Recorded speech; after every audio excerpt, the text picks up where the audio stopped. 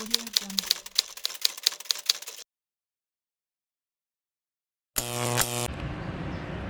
assalamualaikum warahmaullahi wabarakatuh. Baik lagi dengan kita di channel Bayu Ake Nusantara. Nama channel YouTube kita ganti ya, kita ganti nama sendiri aja ya. Karena kalau kita pakai nama Batu itu kan ya hampir mepet-mepet lah kalau dengan Bayu Ake Nusantara. Nah, di video kali ini kita mau kasih cara pembuatan atau tutorial pembuatan bikin batu cat eye. Di video sebelumnya kita itu udah bikinin videonya, cuman kurang lengkap kayaknya ya, kurang lengkap. Nah, kali ini kita mau bikin video tutorial pembuatan batu cat eye itu secara detail, dimana seperti yang kita tahu batu, khususnya batu Pacitan dan batu Indonesia itu sebenarnya nggak kalah cantik loh kalau sama batu-batu luar negeri itu. Sebenarnya kalau kita nggak mau katakan mau apa agak gengsi kayak gitu, jadi batu Indonesia pun itu juga bisa loh keluar batu cat eye-nya, batunya juga bagus-bagus. Nah, ini kita mau bikin batu kalsedoni, dimana kita kan seringnya itu buat batu kalsedoni. Nah, batu kalsedoni sendiri itu bisa dibikin fenomena cat eye. Tetap stay di video kita. Buat yang belum subscribe, like, komen, subscribe ya, karena subscribe itu gratis, nggak bayar. Nggak usah lama-lama, kita langsung ke proses pemotongan bahan. Nanti sembari motong bahan, nanti sembari kita jelasin. Nah, seperti yang kita tahu, untuk batu kalsedoni itu memiliki dua serat ya.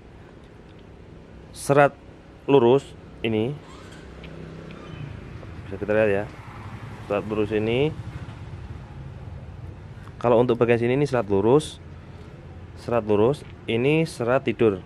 Kita bilang serat tidur ya, soalnya kadang ada material batu itu yang kalau ini serat lurus, nah ya, fokus. Ini serat lurus, ini serat kura. Serat lurus, serat kura. Jadi kalau mau kita mau bikin cat eye, yang pertama-tama kita harus tahu posisi seratnya dulu. Nah, ini serat lurusnya di bagian sini, ini di bagian sini serat tidur. Nah, kita yang mau kita bikin itu bahan yang ini. Karena yang pertama ya, untuk material ini dia untuk seratnya lebih lembut. Kenapa kita bisa tahu dia lebih lembut? Itu kita lihat dari kulit. Untuk kulit material ini, bahan ini, dia kulitnya bening. Kulitnya bening.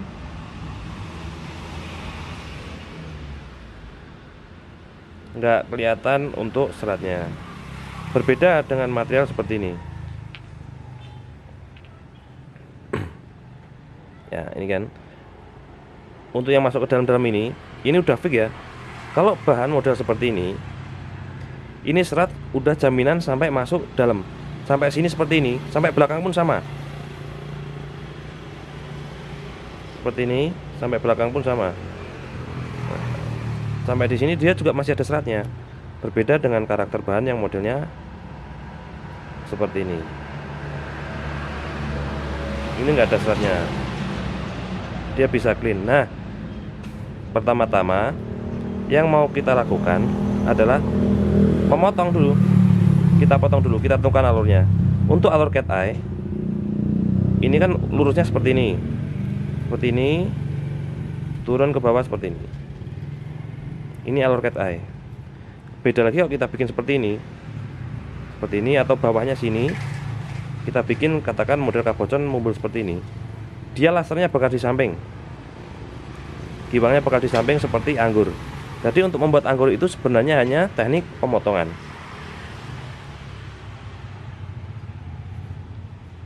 Anggaplah sinar dari belakang masuk ke depan sini, sinar yang akan dikeluarkan itu dipantulkan keluar dari sini. Kalau seperti ini, kita senter dari depan atau belakang, dia bakal keluar cat eye-nya. Jadi yang pertama-tama kita harus lakukan adalah untuk pemotongan. Pemotongan kita bakal potong seperti ini dulu. Kita potong seperti ini, memutar. Nah, nanti kita tentukan ini alurnya cat eye-nya di mana. Alur cat eye seperti ini biasanya di sini karena garis lurusnya di sini. Pada intinya, untuk membuat batu cat eye itu asal ada garis lurus atau serat lurus itu pasti keluar cat eye. Nah, untuk menentukan kualitas cat eye itu yang pertama seberapa lurus cat eye, seberapa bersih batunya, terus seberapa lurus seratnya.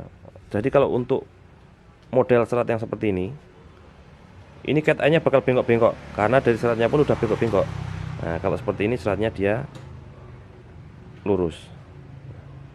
Sekarang kita langsung masuk ke proses pemotongan. Nah, yang mau kita bikin yang ini ya. Ini kita tadi cuman sebagai perbandingan. Kalau memilih bahan itu yang model seperti ini agar seratnya dia lebih halus. Kalau yang seperti ini dia seratnya bakal kasar dan udah pasti sampai dalam.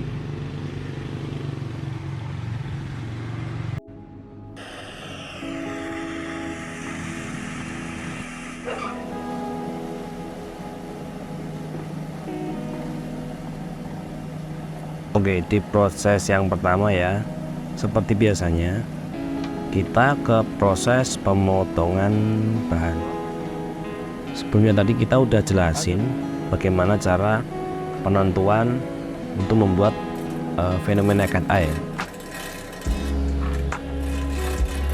Nah, ini kita potong sesuai arahan yang tadi ya. Sesuai arahan yang tadi ini kita potong dulu. Untuk proses pemotongan ini usahakan jangan terlalu tipis ya, karena kali ini kita mau memainkan teknik pengarpetan. Soalnya untuk bahan dengan kulit bening seperti ini itu untuk warna terbagus ya atau warna tertuanya itu di kulit. Nah, ini udah kita potong. Nah, seperti ini warna terbagus di kulit. Bahannya lumayan bersih ya, untuk bahannya lumayan bersih seperti ini. Nah, yang mau kita eksekusi yang lempeng ini, yang lempeng mepet kulit ini. Sebelum kita potong lebih baik kita pola dulu ya. Nah, ini adalah alur cat eye. Ini adalah alur cat eye. Kita garis dulu. Ini kita garis dulu yang bakal kita potong di bagian mana. Kita mau pakai yang bagian ini. Mantap ini. Untuk pemotongannya pun ini masuknya udah ke proses pemolaan ya, pemolaan dengan gergaji potong. Ini kita kurangin sedikit dulu, kita buang bagian garam. Nah, oh iya, buat kalian yang belum tahu, batu kristal atau batu yang dengan tingkat kekristalannya batu itu bagus, itu biasanya disertai dengan adanya sedikit garam.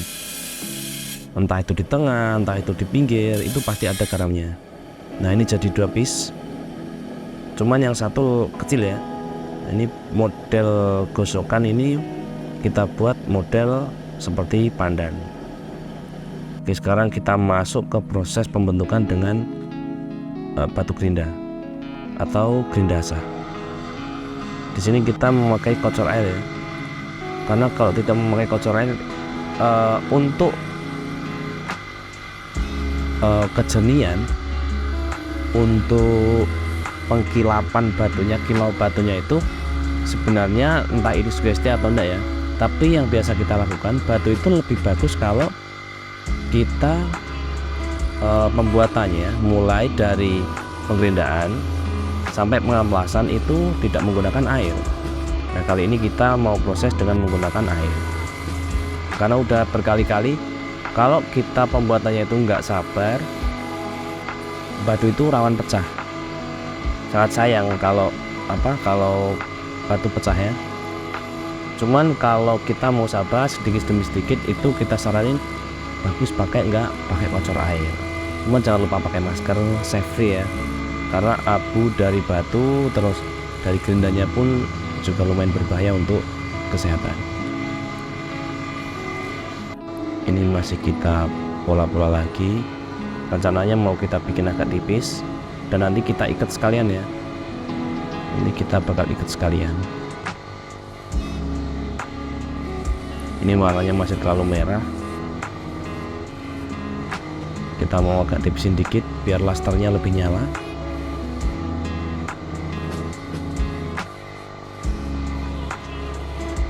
Untuk batu ini warnanya rencana mau kita bikin oranye sevivid mungkin ya, jadi agak kita tipisin lagi mungkin ya. Nah seperti ini. Nanti kalau warnanya masih terlalu naik, ikatan bakal kita bantu dengan chrome di bagian mangkoknya berwarna gold atau kuning emas. Sekarang kita masuk ke proses pengamplasan. Untuk proses pengamplasan tentunya yang mengikuti kita itu untuk amplas dan menggunakan merek amplas itu udah pernah kita sebutin ya beberapa kali ya. Kita di sini menggunakan 4 kali pengamplasan. Yang pertama dengan amplas berukuran 360, lanjut naik ke amplas berukuran 500, 800 dan amplas 1000. Usahakan untuk proses pengamplasan yang pertama dengan menggunakan amplas berukuran 360, usahakan bekas gerinda sampai benar-benar hilang dan halus ya, karena untuk dasar pengamplasan batu itu bisa maksimal mengkilapnya itu kalau pengamplasan yang pertama itu bagus. Karena kalau pengamplasan yang pertama bagus itu juga mempercepat durasi pengamplasan yang kedua, 3 dan terakhir.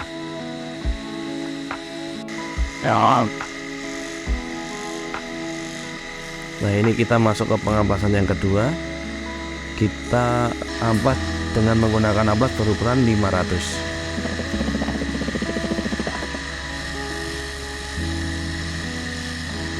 Ini kita poles dulu bagian bawah, kita putar-putar seperti ini. Kita putar-putar seperti ini itu agar tidak ada benjolan ya. Kalau kita amplas bagian sebelah demi sebelah, batu itu bakal, kalau yang masih pemula biasanya bakal benjol. Nah, makanya kita proses pembuatannya kita putar-putar seperti ini ya. Kita sekarang masuk ke proses pengamplasan yang ketiga. Biasanya untuk proses pengamplasan bagian bawah itu lebih cepat daripada proses pengamplasan bagian atas, karena bagian bawah itu biasanya hanya datar. Jarang-jarang sekali batu bagian bawah itu dibikin cembung atau cekung. Nah biasanya kalau dibikin cembung atau cekung itu, nah itu ada tekniknya sendiri. Batu dibikin cekung itu agar seperti apa, cembung itu dibikin seperti apa, itu nanti ada kelebihan sendiri, nanti bakal kita jelasin di video-video selanjutnya. Sekarang kita masuk ke proses pengamplasan bagian atas. Betul deh.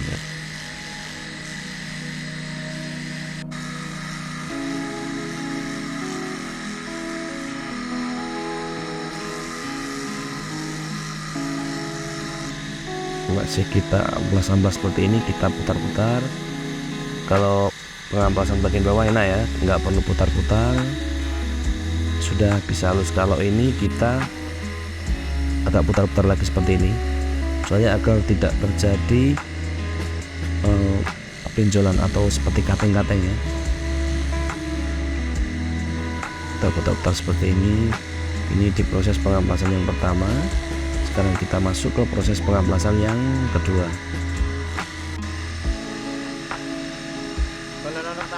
Oh kita ulang lagi ya, kita ulang lagi. Ini di bagian atas belum terlalu bersih, masih ada bekas gerinda sedikit, jadi kita ulang dulu di amplas yang pertama. Sekarang kita masuk ke proses pengamplasan yang kedua. Ini kita poles dengan menggunakan amplas berukuran 500.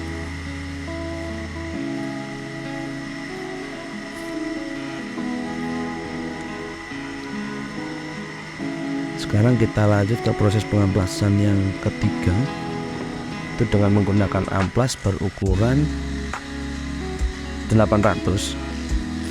Nah, untuk proses pengamplasan ini kalian bebas ya, semisal mau bereksperimen dengan menggunakan 5 kali pengamplasan itu juga lebih bagus. 5 kali pengamplasan juga lebih bagus. Katakan setelah amplas 1000 yang terakhir ini kita menggunakan amplas berukuran 2000 entah 5000 untuk proses lebih mengkilapnya itu juga lebih bagus. Dan di batu pun untuk kilapnya daripada si batu itu bakal lebih awet. Nah, ini proses pengamplasan sudah selesai di kita. Setelah 4 kali pengamplasan kita lanjut ke proses penggosokan dengan finishing ya, bahasanya finishing dengan batu hijau. Nah, batu hijau ini batu hijau khusus untuk batu ya, bukan untuk motor atau ini. Itu biasanya kita beli di online, harganya nggak ada 1 on, kayaknya itu sekitar 100 ribuan. Jadi lumayan agak boros, cuman memang kalau untuk mengkilapnya batu ini mengkilap sekali dan lebih efektif ketimbang kita menggunakan sangling. Tapi ada juga beberapa batu yang memang perlu kita perlakukan dengan menggunakan sangling dan dia tidak mau di batu hijau, itu juga ada. Ini masih kita poles-poles, kita cuci dulu. Mohon maaf ini karena tangan pengrajin jadi agak belepotan. Terus seperti ini kita sediakan wadah seperti itu agar nanti ketika batu hijau mengendap di bawah nanti bisa kita pakai lagi untuk kita campur lagi, jadi bisa dipakai lagi ya. Kalau langsung kita cuci jika nanti bakal hilang. Nah, kurang lebih seperti ini lostonya. Kurang lebih seperti ini lostonya. Seperti ini cat eye ya, cat eye. Nah, ini mau kita ikat sekalian, mau kita coba ikat sekalian. Jadi timbulnya fenomena cat eye di batu kalsedoni itu karena adanya serat lurus daripada bahan pada bahannya. Jadi untuk menentukan batu itu keluar cat eye atau tidak, batu itu harus memiliki garis lurus. Nah, untuk menentukan batu itu bersih atau tidaknya nanti kalian bisa sering-sering belah bahan untuk menghafal karakter daripada si batunya itu sendiri.